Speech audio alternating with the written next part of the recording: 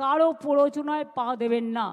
আর আপনাদের এই মিটিংয়ে আমি ঘোষণা করলাম যে 2-3জন মারা গেছেন, 3টে পরিবারকে বিএসএফও গুলি চালিয়েছে, তার বিরুদ্ধেও অ্যাকশন হবে।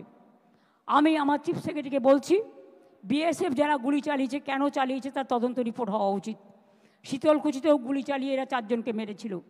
আমি বলবো যারা মারা গিয়েছে, আমি কোনো সম্প্রদায় হিসেবে দেখি না, মানুষ হিসেবে দেখি, তাদের প্রত্যেককে আমাদের সরকার 10 লাখ টাকা করে পরিবারকে সাহায্য করবে।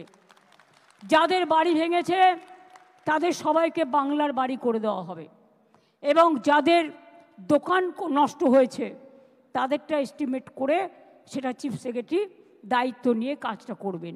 আমি এটুকু বলে আপনাদের সকলকে বলি, ভয় পাবেন না, কারো প্ররোচনায় পা দেবেন না।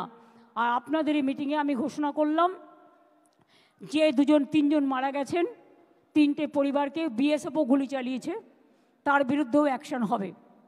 আমি আমার চিফ সেক্রেটারিকে বলছি, বিএসএফ যারা গুলি চালিয়েছে, কেন চালিয়েছে তার তদন্ত রিপোর্ট হওয়া উচিত।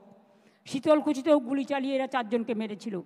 আমি বলবো যারা মারা গিয়েছে, আমি কোনো সম্প্রদায় হিসেবে দেখি না, মানুষ হিসেবে দেখি, তাদের প্রত্যেককে আমাদের সরকার 10 লাখ টাকা করে পরিবারকে সাহায্য করবে।